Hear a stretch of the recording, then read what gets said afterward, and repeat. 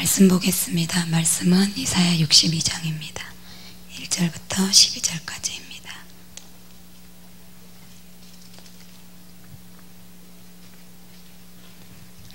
이사야 62장 1절부터 12절까지입니다. 한 절씩 각자의 번역대로 봉독하겠습니다. 나는 시온의 의가 빛같이 예루살렘의 구원이 횃불같이 나타나도록 시온을 위하여 잠잠하지 아니하며 예루살렘을 위하여 쉬지 아니할 것인즉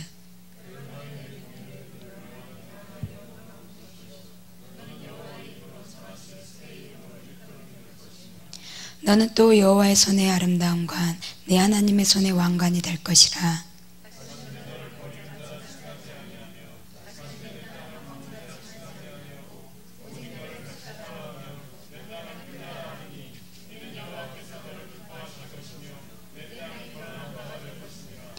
마치 청년이 처녀와 결혼함같이 내 아들들이 너를 취하겠고 신랑이 신부를 기뻐함같이 내 하나님이 너를 기뻐하시리라.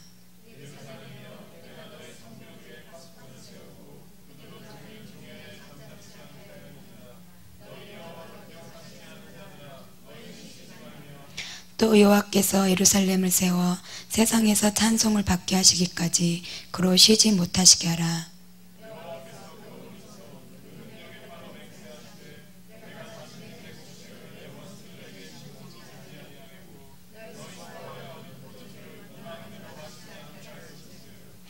오직 추수한 자가 그것을 먹고 나 여호와를 찬송할 것이요 거둔 자가 그것을 나의 성소 뜰에서 마시리라 하셨느니라.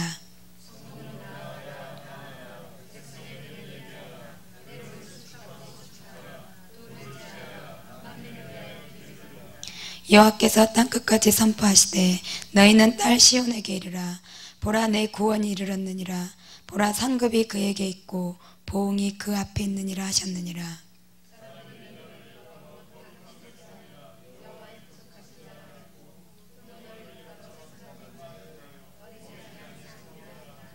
아멘. 잠깐 기도하겠습니다. 주님 감사합니다. 우리의 삶의 목적을 우리는 분명히 아는 자들입니다. 내가 살아가는 이유 또한 분명히 아는 자들입니다. 주님께 사랑의 노래를 불러드리는 것, 주님으로 기쁘시게 하는 것, 그리고 우리의 길 끝에서 주님과 함께하는 것입니다. 마지막 날 주님과 결혼하는 것입니다. 그 은혜를 주님 붙잡고 끝까지 달려갈 수 있는 자들이 되도록 은혜 위에 은혜를 부으시고 우리의 심령에 성령의 담비를 폭포수같이 부어주시옵소서. 오늘의 시간이 헛되지 않기를 원합니다. 오늘 하루하루의 시간이 주님 앞에서 계수되어질 때 부끄럽지 않은 시간, 영혼의 시간에 계수되어지는 그러한 시간이 될 수 있도록 우리에게 은혜를 베풀어 주시옵소서. 이 시간도 성령 하나님 역사해 주시고 우리의 생각과 마음을 주장하여 주시고 성령으로 기름 부어 주시옵소서. 깨달을 수 있는 마음을 주시고 옥토밭을 주셔서 주님의 마음에 합당한 자, 그리고 여호와의 기도를 해내기에 합당한 마음으로 주님의 소원의 말씀에 씨앗을 뿌려 주시옵소서. 주님만을 의지합니다. 성령님을 의지하며 감사드리며 예수님 이름으로 기도드렸습니다. 아멘. 네, 오늘 본문은 저희가 거의 외웠다시피 할 정도로 너무나 많이 잘 아는 본문인데요.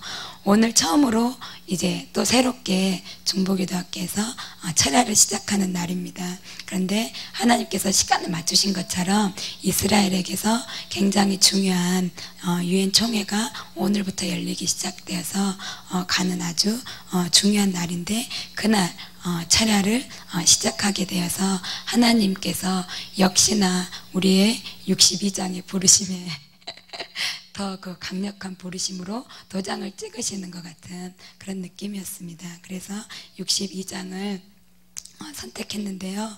어느 때보다 이스라엘을 위한 중보기도가 필요하고 정말로 주야로 쉬지 않고 기도해야 하는 때인 것 같습니다. 그런데 이 모든 것이 다 주님의 은혜인 것 같습니다.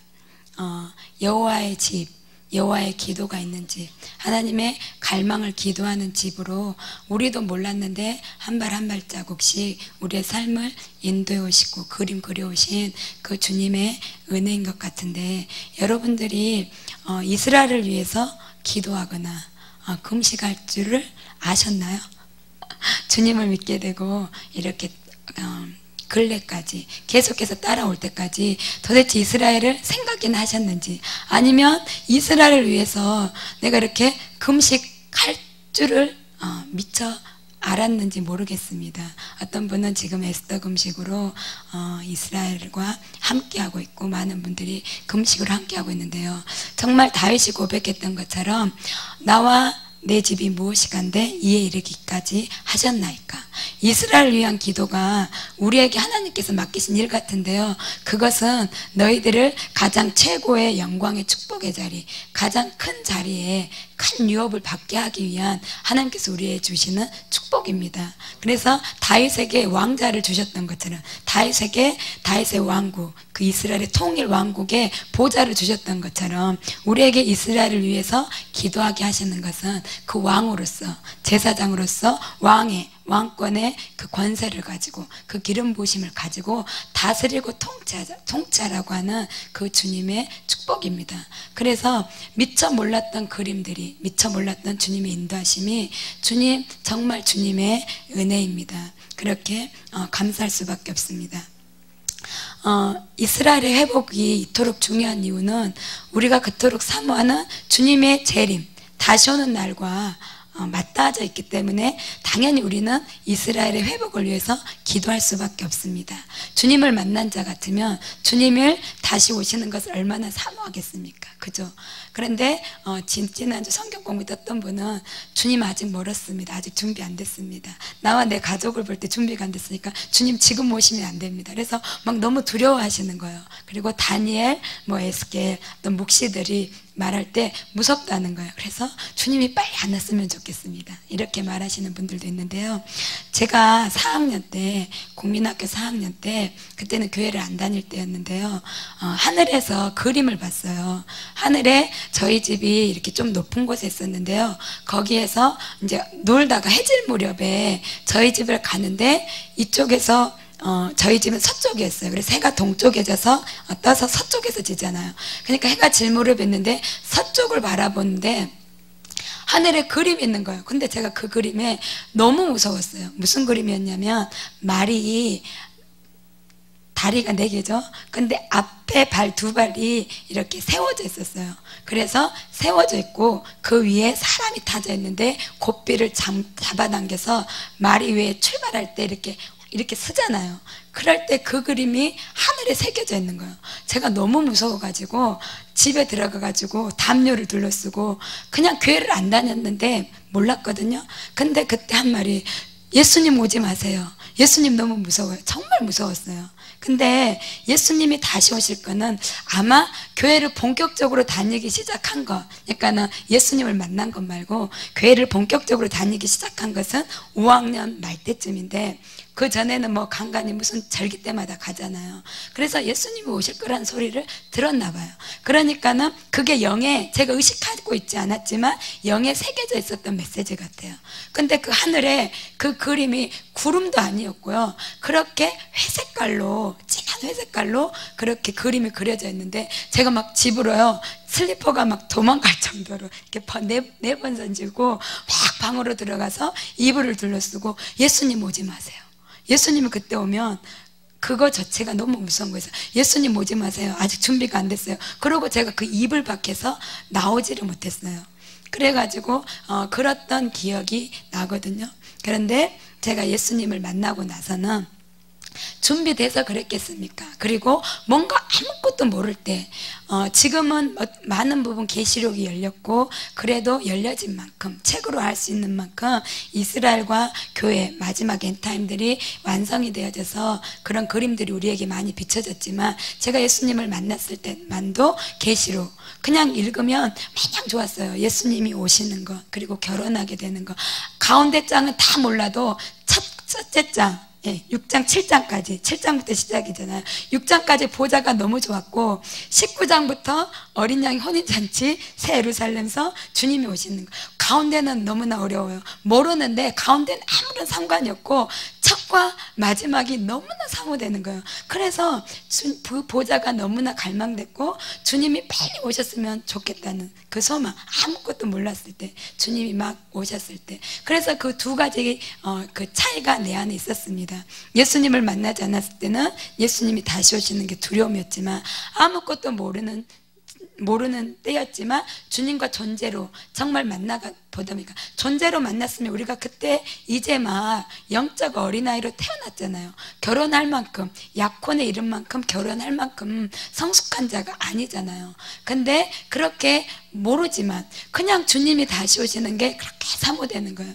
그래서 지나가다가도 찬양 가운데 마라나타 노래가 나오면 눈물이 나고, 모르지만 주님 속히 오시옵소서, 주님 빨리 오시면 좋겠습니다 라고, 그렇게 제 영이 그렇게 울었던 것 같아요. 호는 정말 그런 그림을 몰랐지만 그것을 주신 것이 하나님의 은혜였던 것 같습니다. 제가 왜 이렇게 이런 말을 하냐면요, 여러분들이 오늘 밤 이 자리에 있는 것이 결코 우연이 아니라는 것입니다.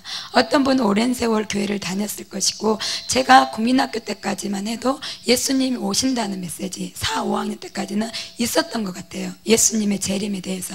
그러나 제가 중학교 80년대 이때부터는 재림에 대한 말씀이 교회에서 많이 없어졌던 것 같아요. 많이 못 듣고 이렇게 20대를 지나고 세상에 있다가 주님을 만나고 보니까 주님 오실 날이 사모되고 열려진 거지, 어떤 메시지 안에서 강단에서는 그 재림이 많이 없어지고 사라진 때에 그 20-30년의 그 한국의 기독교 시간을 걸어온 것 같습니다. 그럼에도 불구하고 제가 이 말을 한 이유는, 하나님께서 우리의 삶들 가운데, 개개인 가운데 주님이 다시 오실 것에 대한 그런 메시지, 사모함을 나도 모르는 사이에 우리의 영에 새겨주셨다는 거예요.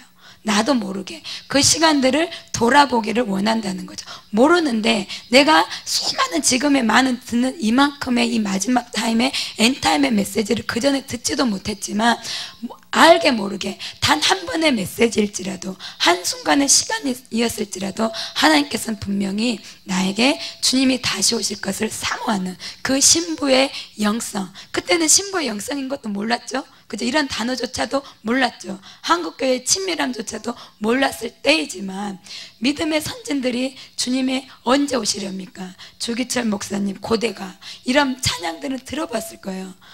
어제나 언제 오시렵니까? 이런 찬양들을 통해서 왠지 모르게 그런 찬양들이 좋았던 것, 그리고 나도 모르게 우리의 혼이 모를지언정 우리의 영이 하나님께서 그 다시 오시는 날을 새겨놓았기 때문에 오늘 여러분이 이곳에, 이 자리에, 우리 교회에 있게 된 것 같습니다. 그렇기 때문에 당연히 주님의 다시 오실 것을 사모하는 자들이고, 그것을 위해서, 이스라엘을 위해서 기도하는 것이 너무나 마땅한 것이죠. 그래서 지금까지는 내가 왜 이스라엘을 위해서 기도해야 되는지, 그리고 그것을 주님께로부터 친히 음성을 듣지 못했다면, 그냥 우리 교회의 지금 흐름이 이스라엘을 품고 가기 때문에, 그 엔타임으로 가기 때문에, 이스라엘로 가기 때문에 쫓아가는 것도 있지만, 그 안에서 더 명확하고 분명한 주님의 음성을 개개인이 듣는 그러한 밤이 되기를 원합니다.